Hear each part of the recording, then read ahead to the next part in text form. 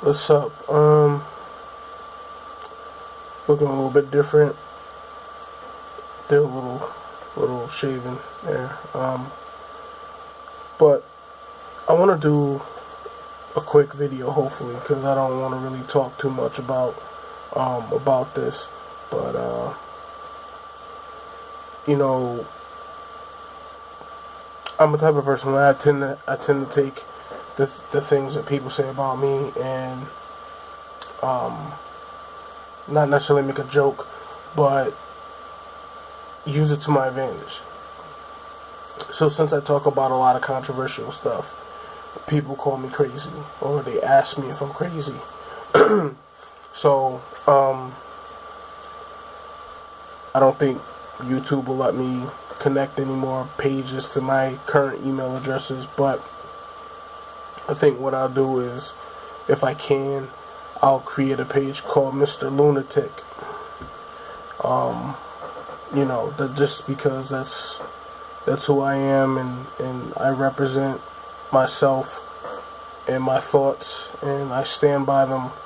And if I'm ever wrong, or if I ever need to be corrected, or I am corrected, I'll listen. And then if I do some research and find out that whatever someone's trying to dispute me with is wrong or not accurate, then I will still continue to stand by my statements. But if I'm proven wrong, I am humble enough to apologize. So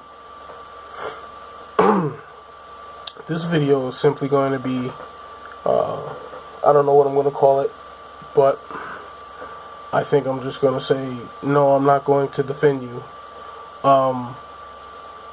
I've seen a lot of things come across my Facebook wall timeline, and a lot of people have posted a lot of stuff. And the one thing I notice about what black people like to do is, if you don't agree with the narrative of what they say things are, then you're a coon, you have Stockholm Syndrome, you love your oppressor, you love your enemy. These are all coming from black folks who probably work for white people. So this is the one aspect that I find funny, that a lot of these people who want to come out and say or accuse people who don't necessarily jump up and agree with, per se, the cop being fired in South Carolina, then you are a coon, you're a sellout, you are suffering from Stockholm Syndrome. And one thing I don't understand about black people is, why do we have to be a monolithic people? In a sense of, you can't have your own opinions. You can't deviate from what everyone else is saying. And there's a lot of mob mentality. I took sociology in college many years ago. And I remember coming across the topic, or one of the topics was mob mentality. And I think a lot of black people go with the niggas because deep down they fear niggas, and so therefore they go with it because it's just easier to do that. As I'm finding out, even people who I think are reputable, intelligent black folks will get angry with me, and even my beloved wife will get mad at me because I talk about black women. And she said, well, I'm a black woman, and so why do you even love me, and why do you marry me? And I'm like, because you're not like them. But anyways, I don't get why, if someone says the girl was not following orders, she was asked to leave by the teacher of the class, and I'm just going based off of what has been told in the story. The girl was asked to leave by the teacher. She was asked to leave by, I guess, like a principal or something like that. And then when she refused again, that's when they called in the officer. Pardon. So here's what I don't understand. The cop never even had to come if she would have simply left when she was asked to leave. If it was wrong, if it wasn't right, she could have took the case to the city council, the school board, and said, hey, I was wrongfully kicked out of this class. Now, I get it, the system's corrupt. This leads me to my other point. If you know the system is corrupt, you know cops hate black people, because this is what people on my friends list say, and this is what I'm seeing in forums. They say cops are corrupt, these white cops hate black people, yada yada yada. So if that's the case, instead of lining up to buy Jordans, instead of going to these hair stores and opening up, because they now have credit lines to get weave. So instead of opening up a credit line to get weave, how about you take all that money that you would spend on weave and that you would spend on Jordans, put that money together, create your own institution, hire all black teachers, all black security forces, and voila, there you go. You have black educators, you have blacks giving security. What's the problem? You hire all black bus drivers. Why not do that? Any other ethnicity or race of people would do that. If they were going to a school, they were being persecuted, or just in society they were being persecuted, they would withdraw from that society, go over here and create their own society. Logical, right? Not in the mind of the Negro. In the mind of the Negro, they feel entitled because what happened in slavery, what happened in Jim Crow, what happened during the Civil Rights Movement. So all these things they feel like they are entitled to. They feel like they are entitled to go to school, be jackasses, be disobedient to authorities, and feel like they shouldn't have to be held accountable. But yet they want to sit around and talk about, we got to defend our black sisters, our black girls. Have you seen most of the majority of black girls? They're like boys. They're worse than boys. Their mouths are foul. They talk about, suck my dick, son. Suck my... I be looking at them sometimes like, why are you telling another chick to suck your dick?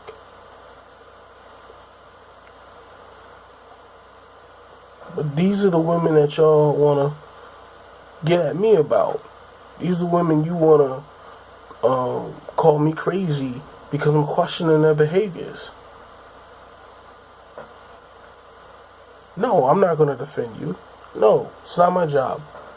It's not my job. Not to defend animals. If you act like an animal, that's what you are. You're an animal. I don't care what color your skin is. You could be white as the burning white light or dark as midnight. I don't care. You act like an animal. You act like a jackass. That's how I look at you. You're a jackass animal. I don't care what color your skin is. But that's just me. I'm not defending none of these people who tell the police, you ain't gonna do nothing. Then the cop end up whooping they behind and making them do what they just said they weren't gonna do. And then you want to go around on Facebook and all social media talking about police brutality.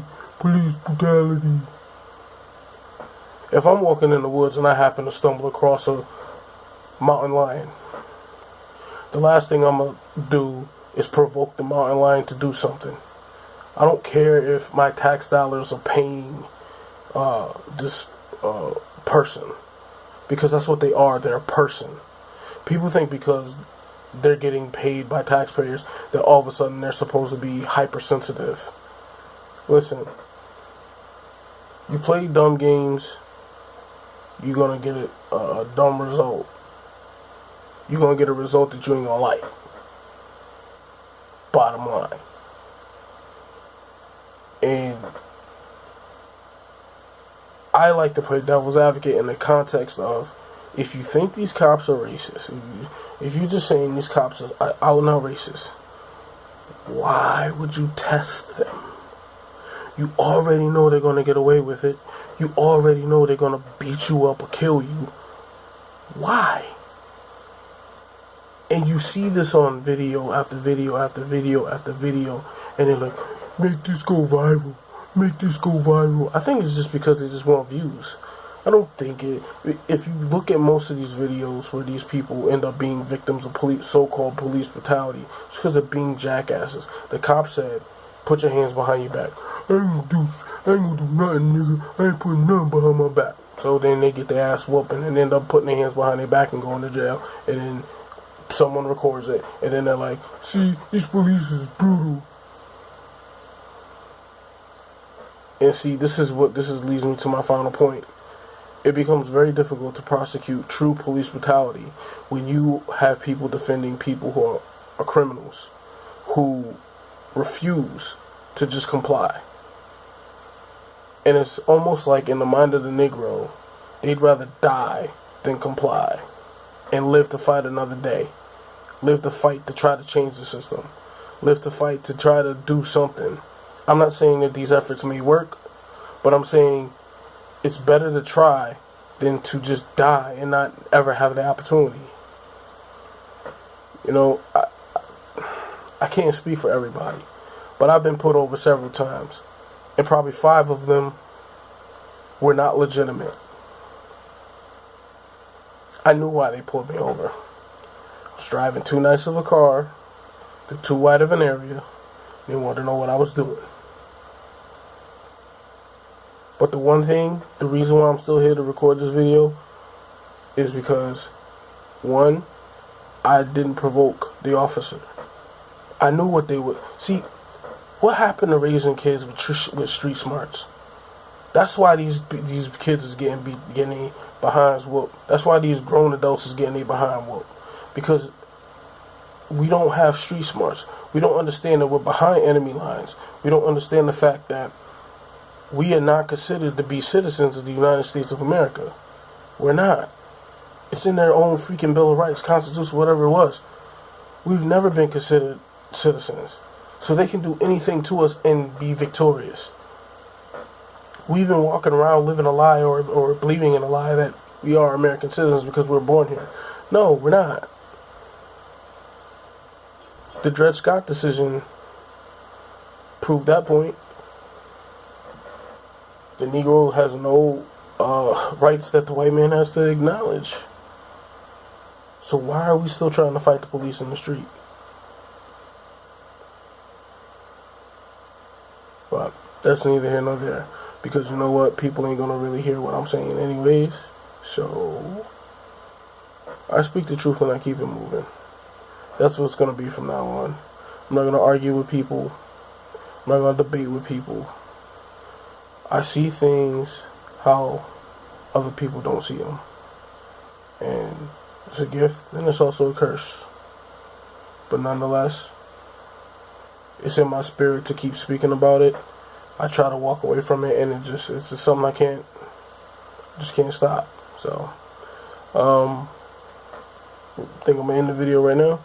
But at the end of the day, it comes down to logic and common sense, and it comes down to living to fight another day. And sometimes you gotta retreat in order to go back and replan, in order to come back with a counterattack. Negroes don't understand that.